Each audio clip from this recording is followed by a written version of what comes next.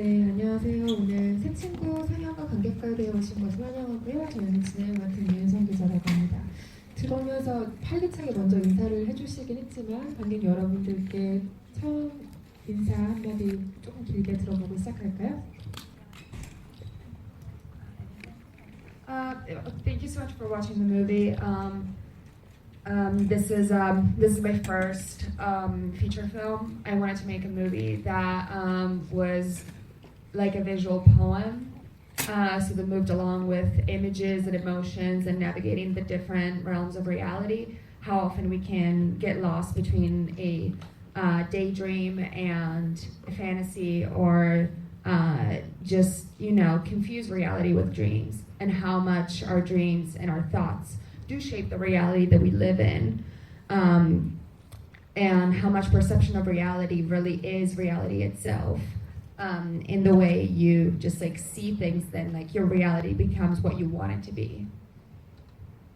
예, 안녕하세요. 영화 봐주셔서 정말 감사하고요. 이건 제가 만든 첫 번째 장편 영화입니다. 저는 일종의 시각적인 비주얼 포엠을 만들고자 했는데요. 이미지와 감정을 가지고 움직이면서 어떻게 현실이 우리가 꾸는 망상과 판타지에 지배되는지를 나타내고 싶었습니다. 그리고 그 생각과 꿈이 우리의 현실을 얼마나 지배하고, 그리고 우리가 정말 원한다고 생각했던 것들이 어떻게 실제로 현실화되는지, 그런 것들을 이야기해보고 싶었습니다.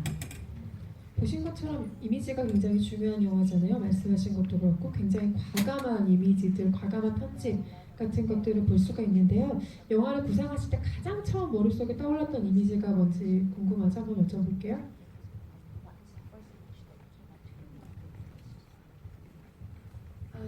Thank you for the question. I was 23 and I was thinking about philosophy and existentialism, and again our perception of reality, and why as kids immediately we play make-believe without anybody telling us to do. We just like start playing at life. We do this like rehearsal, this trial for life, and then somehow we stop, and then we start playing as adults. We become the people that we wish to be. We become the people that we thought we wanted to be. We act upon those beliefs, and then we say we are the things that we do, and hence we become the things that we say. For instance, I made this movie, and that makes me a filmmaker, and now I'm here standing in front of you telling you about my process, but in the end it all came from here. It all came from my imagination. So I think there's just, I wanted to draw a parallel between imagination and like the universe as its own like motor. Like imagination is the motor of existence, of our existence. 네, 저는 처음에 이 영화를 처음에 생각할 때 23살이었고요. 그때 한창 철학적인 생각들을 많이 했습니다. 특히 실존주의에 대한 생각을 많이 했는데요. 아까 말씀드린 것처럼 현실을 우리가 어떤 방식으로 인식하는가, 그런 게 저한테 굉장히 중요한 화두였습니다. 사실 저희가 아이들일 때는 어떻게 보면은 누가 가르쳐주지도 않았는데 너무 자연스럽게 그냥 말하는 대로 믿어버리잖아요. 그리고 삶을 계속 리허설하는 일종의 놀이를 반복합니다. 그런데 어느 순간 왠지 모르게 어른이 되면 그걸 멈춥니다. 우리는 그냥 우리가 원하는 사람이 되었다고 생각하면 그 놀이 자체를 그냥 그만해버리는 것 같고요. 왜 예를 들면 이제 제가 이 영화를 만들었으니까 영화 감독이라고 이야기를 하고 있지만 그건 사실 제 머릿속에서 나온 거죠. 이 순서가 어디부터 어떻게 바뀌는지를 좀 탐구해보고 싶었고요. 어떻게 보면은 저희 상상과 우리가 실제로 살고 있는 세계는 평행 우주라고 생각합니다. 하지만 그 우주는 어떤 동력이 없으면 돌아가지 못하는 것이라고도 생각합니다.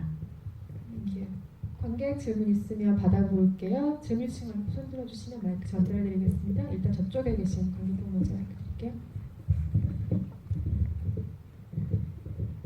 일단 영화 정말 재미있게 봤고요. 그 이미지가 정말 좋은 영화로 생각하는데, 감독님이 이 영화에서 만약에 가장 애착이 가고 이런 이미지를 하나만 뽑으신다면 그 이미지랑 이유를 좀 설명해 주시면 감사하겠습니다.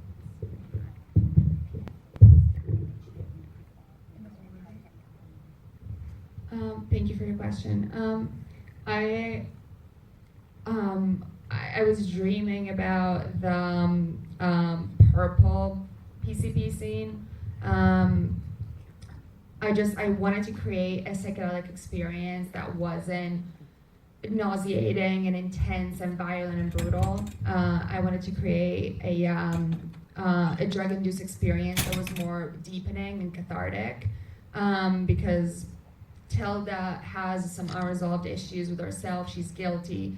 She feels guilty, and that's like the most innocent we see her the whole time, and the most vulnerable. And I think that on the big screen, it really does attack you in the best way possible. It's sort of like, at least for me, it created a sense of surrendering, of just letting go, which I think it's special. 네, 화면에 나온 것 중 영화 속에서 보라색으로 지배된 색상, 보라색의 색상이 지배하는 장면이 있는데요.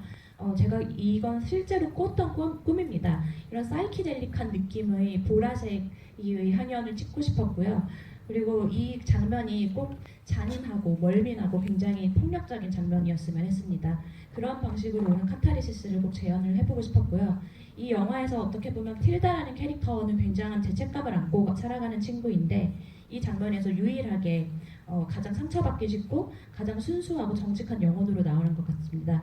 그런 것들이 오히려 역으로 관객들을 공격하는 방식이 되었는데, 틸다 입장에서는 복종하는, 어떻게 보면 그냥 놓아주는 그런 장면인 것 같습니다. 그 장면이 잘 표현된 것 같습니다. 네, 다음 질문도 받아보겠습니다. 앞줄에 계신 관객분요. 네, 그 이미지랑 이제 화면이 되게 색채나 이런 게 너무나 인상 깊었고요. 질문은 영화를 보면서 상당히 공감이 됐던 게 아이에서 어른으로 되는 과정이 되게 저도 불안하고 막막했던 게 있었던 것 같아요. 그래서 혹시라도 어렸을 때 어른이 되는 게 가장 두려웠던 점이나 이런 게 있었는지 묻고 싶고요. 그리고 하나는 그 열쇠고리 같은 거를 제가 자세히 못 봤는데 그게 어떤 의미를 주는 건지 궁금합니다.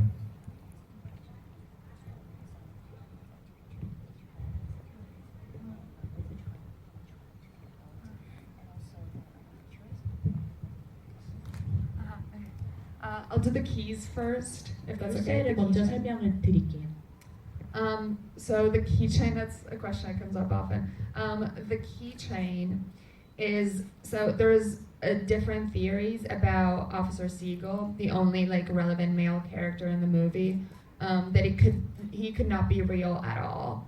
That it could be imaginary. So we see the little girls giving this keychain, this little doll, out to the police officer, and then in their imagination, he's chasing them, he's looking for them. It's like the ultimate like narcissistic behavior of thinking that people want you or thinking about you or looking for you. And then they kill him, and what triggers Petula's breakdown in the end, her revelation that she might be living a fantasy world, it's when she finds the keychain in the house, because it technically got buried in the lake with the police car, and so it shouldn't be in the house. But the second that she finds it in the house, it's as if like someone poked a hole in the sky. It's like, if that's here and it shouldn't be here, hence, and then she goes back to the grave, and the grave is empty. She's like, if Siegel is imaginary, if the police officer is not real, then what is real? And she starts questioning everything else, which leads her to her like final breakdown. 열쇠 관련해서는 제가 굉장히 자주 받는 질문인데요. 이 영화에서 유일한 남성 캐릭터인 시걸 형사의 경우에는 절대로 현실에 존재했다고 볼 수가 없습니다. 그러니까 일종의 상상의 산물이었던 거죠. 그 어릴 적에 나왔던 플래시백 장면들을 보시면은 거기서 아이들이 형사한테 그 키가 달려 있는 인형을 주는데요. 그 장면이 어떻게 보면 그들이 어떤 형사가, 어떤 남자의 형사가 그들을 쫓고 있다라는 상상을 하게 하는데 시작이 되는 장면입니다. 그래서 어떻게 보면 굉장히 나르시시스트적인 그런 장면인데, 누군가가 자기를 계속 쫓고 있고 누군가가 계속 자기한테 관심을 가지고 있다는 것들이죠. 그래서 이 아이들이 상상을 하는 데 있어서 어떤 요소가 돼준 거고요. 페툴라가 이제 이게 내가 지금 인식하고 있는 현실이 아닐 수도 있다라고 생각하게 만들어주는 트리거도 당연히 그래서 이 키가 됩니다. 왜냐하면 그때 바로 키를 발견을 할 때 누가 하늘에 구멍을 뚫어놓은 것처럼 갑자기 현실이 막 밀려오는 거죠. 이게 아까 그 형사를 죽이고 분명히 호수에 차랑 같이 키를 떠밀었는데 이게 왜 집에 있지? 그럼 이게 집에 있는 거면은 모두 여기서부터 이제 질문이 시작되는 거죠. 내가 지금 인식하고 있는 어떤 것도 현실이 될 수 없다. 그렇다면 현실이 무엇인가 하는 그런 내용입니다. Thank you. And as far as the second question, I think that at some point in our lives we all question our path and who we want to be and our identity. I think that part of the reason the movie's called Braid, it's like braiding your hair, it's because the three girls are like three like weak like strands of hair that like alone can't really stand, but together they get tied together in this like dream world, in this black hole, in this like rabbit hole where they can exist. I think that we each other like in this ecosystem, in this society, we validate each other, and together we play in this great play of existence. It's like theater. Even Shakespeare said it, we're all mere players on a stage. 네, 우리가 어떻게 보면 그 아이였을 때 아이로부터 어른으로 성장하는 것에 있어서는 모두가 문제를 가지고 있다고 생각하는데요. 어느 순간 우리 정체성을 결정해야만 한다는 어떤 그런 압박 때문인 것 같습니다. 이 영화 이제 원제는 그 한국 제목은 새 친구이지만 원제는 브레이드라고 해가지고 머리를 닦는 걸 뜻하는데요. 그 이미지에서 보셨다시피 이 새 친구들이 같이 머리를 닦고 하나가 되지 않으면은 이 세상을 살아낼 수 없다. 그래서 이 꿈이 연결돼 있듯이 이 친구들의 존재도 연결돼 있다라는 이야기를 하고 싶었습니다. 그래서 끊임없이 이런 꿈속의 블랙홀로 빠져들면서 서로가 서로를 긍정하면서 일종의 시스템을 만들어내는 이야기를 전달을 하고 싶었고요. 저는 인생이 하나의 큰 연극이라고 생각합니다. 모두가 자기의 역할을 하고 있는 거고 셰익스피어가 말했다시피 우리는 그냥 무대에서 연기를 하고 있는 배우일 뿐이라고 생각을 합니다. 다음 질문도 받아보겠습니다. 맨 앞줄에 계신 관객분요.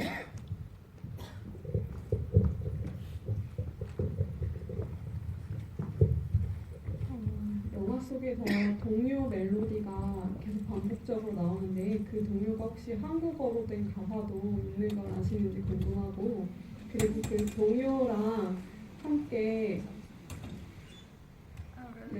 동요랑 함께 오페라 곡도 많이 사용하셨는데 그 오페라 약간 익숙한 것들이 있었는데 정확히 무슨 제목인지 모르지만 그 오페라 곡을 고르신 이유가 있는지, 그 전 질문의 대답에 연기, 셰익스피어의 연기라고 하셨는데 그거랑 연결이 되어 있는 건지.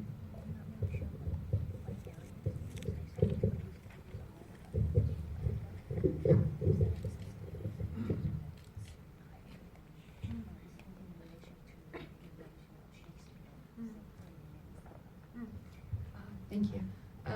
So music of Row Row Row Your Boat, is that na na na na na na na? I always thought it was kind of creepy as a child because it's it has this undertone of something horrible is about to happen, or like ironic, like row row row your boat, life is but a dream. And I always pictured this lullaby against some like really violent imagery, in the same way as later in that song it goes, we all fall down. It's technically inspired by the plague and like people dying, so it's technically a really creepy lullaby. And as far as and it's ironic, speaking of the fact that they're singing life is but a dream, but then they're like murdering people and going out of their minds. And opera, I love opera. The Don Giovanni was one of those choices that I was like, I have to put this in the movie, because it's the scene in the Don Giovanni by Mozart when Don Giovanni invites the devil to dinner, and by doing so he basically like signs his soul to hell. And to me that scene with Siegel is like when the officer is going to rescue Daphne, but he's actually unknowingly getting ready to get killed. So I thought that was smart parallel. 이제 말씀하신 동요 같은 경우는 영어로는 굉장히 다른 가사를 가지고 있는데요. 인생은 꿈이다 뭐 이런 내용을 담고 있습니다. 저는 항상 어렸을 때부터 이 동요를 들으면서 일종의 자장가인데 뭔가 끔찍한 일이 일어날 것만 같은, 뭔가 아이러니한 일이 일어날 것만 같고 뭔가 굉장히 폭력적인 이미지를 같이 생각을 해왔습니다. 그래서 이 노래를 꼭 쓰고 싶었고요. 실제로 여기서 이 가사에서도 모두 죽는다라는 식을, 그러니까 모든 연극은 끝난다라는 식의 이제 가사가 있습니다. 그리고 그 안에서도 가사는 어떻게 보면 굉장히 꿈결 같은데 그 안에서 막 살인이 일어나고 그런 게 또 재밌다고 생각을 했고, 오페라 같은 경우는 저 오페라를 굉장히 좋아합니다. 평소에도. 그래서 이제 돈 조반니, 그리고 모차르트의 돈 조반니라는 오페라를 사용을 했는데요. 이 여기서 부르는 아리아는 이제 악마를 저녁 식사에 초대하면서 자기의 영혼을 팔아넘기는 그런 장면에서 부르는 아리아고요. 이 장면에 이제 시걸을 대입해서 생각을 했습니다. 시걸 형사가 다프네를 구한다고 그쪽으로 그 집으로 가지만 사실은 자기가 죽으러 가는 그런 상황을 대치시켜서 넣었을 때 재밌다고 생각을 했습니다. 한국 관객은 같은 동요의 미나리 이런 것들을 유리항아리 이런 것들을 외우면서 자랐는데 꿈에 대한 얘기로 룰라바이를 들으셨다니 굉장히 재미있는 경험이네요. 다른 질문도 있으신 관객분 계신가요? 이쪽에 먼저 마이크를 드리고 이따 사인을 드리겠습니다.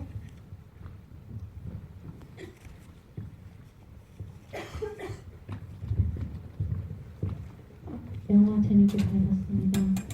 간단히 질문 드리자면 시걸 형사와 그리고 페토라가 흑백으로 나오던 장면이 있었는데 그 장면의 연출 의도가 무엇이었는지 궁금하고 앞으로의 작품 구상 계획이 있으신지 그것도 여쭤보고 싶습니다.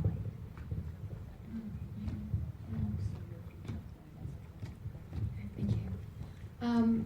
Thank you for the question. The use of black and white was utilized to show a moment of vulnerability and fragility and like uncertainty of what was happening. Basically, the colors throughout the whole movie are very extreme. They're very saturated.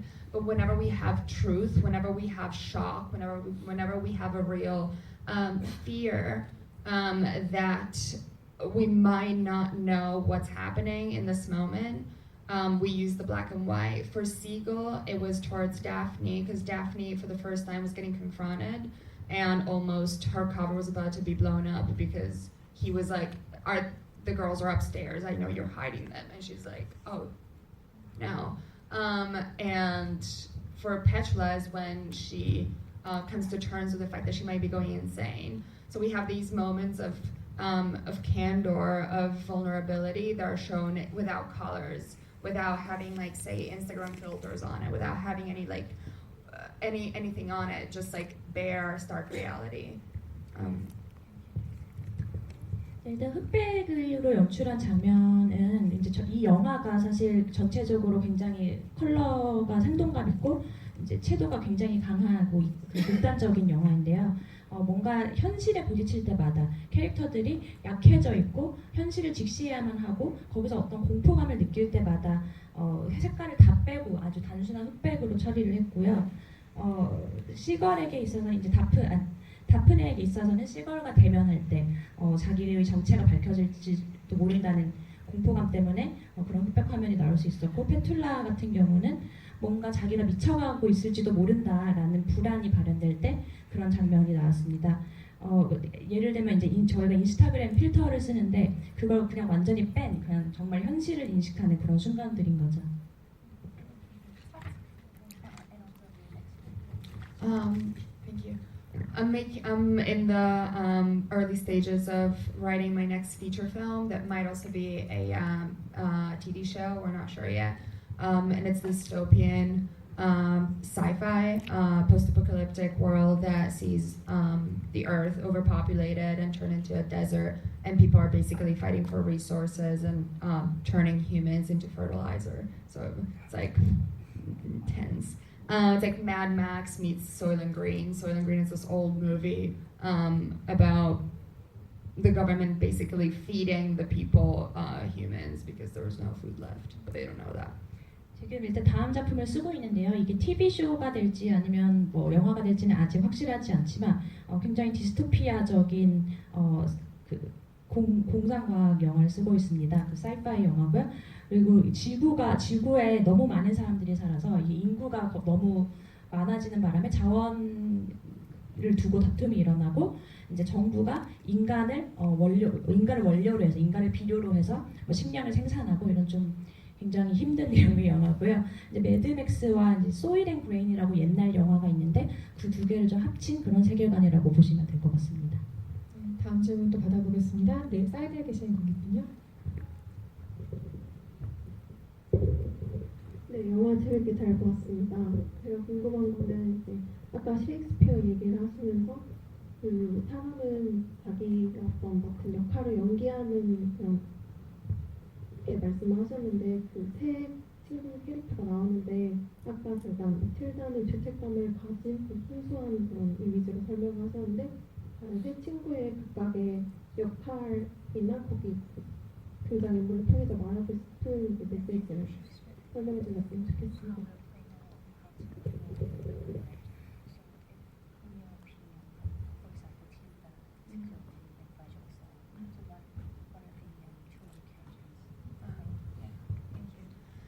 Thank you for the question. So, I think that the girls play this house game, playing the mother, the daughter, and the doctor because they all have unfulfilled desires in reality. Daphne is barren, so she plays the mother. Tilda, in the end, is like the Peter Pan, like never want to grow up character. She needs to be taken care of. She's like kind of bratty and doesn't want to take responsibility. Petula, I think that Petula suffers from not feeling like she fits in society. She is an actress, but she's not really making it as an actress. And she overcompensates this this insecurity by playing the doctor. That's like the ultimate like hyper authoritative patriarchal almost figure, someone who's like able to like decide whether you're going to live or die, someone who's needed, someone who represents academia. So they all go into this world to pretend that they're not the people that they actually are in reality and feel better about themselves. 이 영화에 등장하는 세 명의 여성들이 집 게임을 일종의 소꿉장난을 하고 있는데요. 어떻게 보면 굉장히 가부장적인 어머니, 의사 그리고 딸 역할극을 하고 있습니다. 이 셋은 각자 자신이 이제 채워지지 않는 어떤 욕망 때문에 그걸 이제 보상받고자 각자의 역할을 골라서 연기하는 것 같고요. 다프네 같은 경우는 불임이라서 이제 어머니를 연기하게 되고 틸다의 경우는 절대 잘하고 싶지 않은 마음에 아직 여전히 이제 아이를 낳고 싶은 마음에 계속 그런 좀 유치한 아이 연기를 하게 되고 페툴라의 경우는 뭔가 내가 이 사회의 구성원이 아닌 것 같은 그런 불안을 어떻게 보면 가장 권위의 최상에 있는 그리고 가장 가부장적이고 가장 남성적인 의사라는 캐릭터로 대체하고 있는 것 같습니다. 혹시 짧은 질문이시라면 마지막 질문 하나 더 받아볼까요? 네. 두 번째 줄에 계신 거군요. 짧은 질문 아닐 수도 있을 것 같아요. 드려보겠습니다. 영화가 이게 다분히 감독님의 개인적인 이런 그 영감을 가지고 만든 영화이기 때문에 어찌 보면 관객들이 이해하기 좀 어렵고 그리고 또 지구이가 많이 필요한 영화 같습니다. 그래서 감독님 얘기하시는 거 들으면서 그래도 조금이라도 이게 이해를 하는 부분이 있었는데 제가 드리고 싶은 질문은 이 영화는 그 망상과 이런 판타지적인 이런 요소를 가지고 그거를 색채를 입혀서 만든 영화이기도 하지만 그 캐릭터들의 트라우마를 가지고 있는 이런 것도 큰 요소가 되는 영화 같은데 제가 생각하기에 한 명의 그 캐릭터는 그 친구들이 그 나무 거기 위에서 놀다가 떨어져가지고 불임이 되는 거에 대한 트라우마를 갖고 있다고 생각하면서 그 영화를 봤었는데 그 나머지 두 친구들이 표를 먹고 한 명의 친구를 린치를 하는 장면이 제가 이해를 하는지 모르겠지만 돌아가면서요. 그러니까 세 명의 친구가 두 명이 한 명 그리고 또 다른 두 명이 한 명 이렇게 린치를 가하는 장면이 있었는데 그러는 거는 그 어떤 의미를 가지고 그렇게 돌아가면서 그게 게임의 일종인 건지 일부인 건지 궁금하고요. 그리고 마지막에 그 친구들이 이제 그 노트에다가 게임의 그 규칙 그리고 게임의 진행 방식을 노트에다 적어놓고 이렇게 게임을 하고 있는데 나중에 이제 그 나이가 들어서 이제 아줌마가 돼가지고 이제 계속 그 노래를 흥얼거리면서 마지막 장면에서 그 게임을 계속 진행하고 있는데 그 게임이 아직 진행이 안 끝난 건지요. 그래가지고 그것도 궁금하고 한 가지만 더 질문 드리는데 그 내내 그 저택에서 그 이렇게 이 일이 이어지잖아요. 근데 그 나무 그 조그만 데서 이렇게 게임을 하다가 저택이라는 큰 이런 집으로 이렇게 구조가 옮겨진 거는 어떤 의도를 가지고 거기서 이렇게 한 거죠. 되게 중요한 부분 같았어요. 한번 질문 드려봅니다.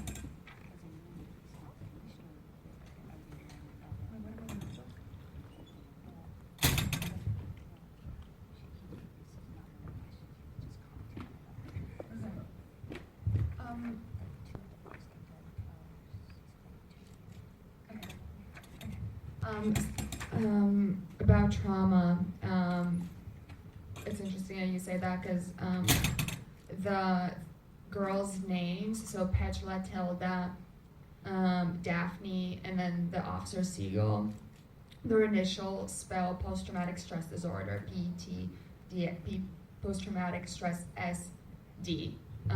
So trauma is definitely a big part of the narrative. I don't think that Petra and Tilda necessarily had the same physical traumatic experience, but they are affected by I think a disease that like not a real disease, but like just like an emotional disease of not being able to grow up, not being able to enter the world of adulthood. So they're like stuck in this limbo. They're too old to play, and they're too and they're like not old enough yet to like get into the real world, and they're stuck in this limbo of make believe in the house. But in the end, really, the house represents this. It's a metaphorical place for all the things that hold us back, because it's a safe place, but it's not necessarily the best thing for you. 일단 트라우마에 관해서 그런 언급을 해주신 게 굉장히 흥미로운데 이 그 외상후 스트레스 장애라고 부르죠. PTSD라고 불리는 이 트라우마가 저희 영화의 내러티브를 형성하는 굉장히 주된 요소인 게 맞는 것 같습니다. 말씀하신 것처럼 다프네의 경우에는 신체적인 트라우마가 있지만 페트라와 틸다의 경우에는 뭐 똑같이 신체적인 기억은 없다고 하더라도 그 어른이 되어서 바깥 세상으로 나가지 못하는, 그래서 자기 얼터에고를 가지고 끊임없이 어떤 림보에 빠져서 계속해서 그 놀이를 반복하는 상태의 이제 트라우마 환자가 아닌가라고 생각을 하고요. 어떻게 보면 집이라는 공간이 굉장히 상징적인 공간인데 안전하고 우리를 마음 놓고 있을 수 있게 해주는 공간이기도 하지만 또 똑같이 우리가 성장하는 걸 막는 그런 공간이라고 생각을 합니다.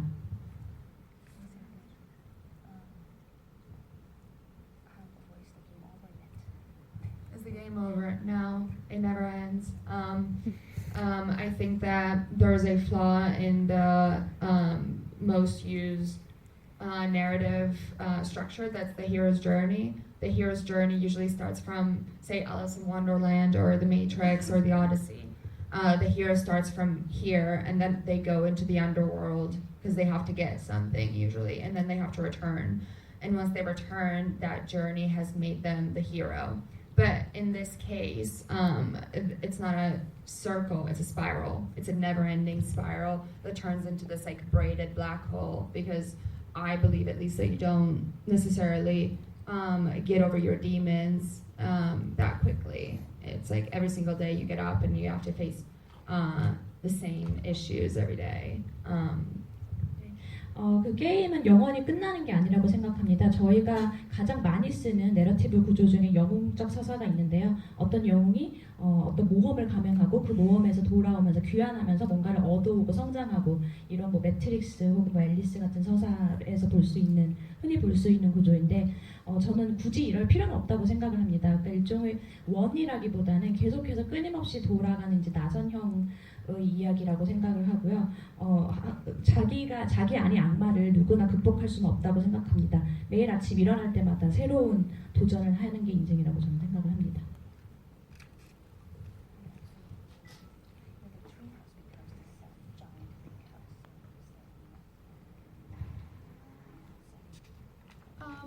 I mean, I think the treehouse represents this like happy place of childhood, and then sometimes the things that we care about or that we do or that people do to us in our childhood become our part of our lives as adults. So yeah, the small treehouse becomes their reality.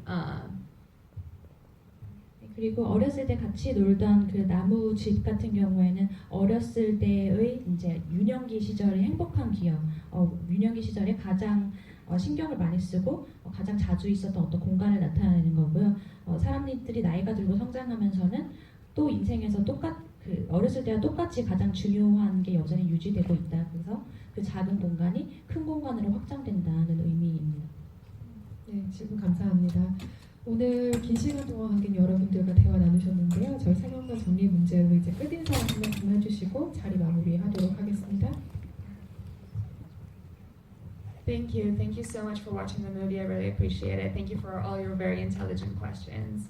지적인 질문들에 너무 감사드리고요. 오랫동안 남아주셔서 감사합니다. 영화 봐주셔서 감사합니다. 네, 박수 감사드리고요. 제22회 부천국제 판타스틱 영화제 좋은 시간 보내십시오. 감사합니다.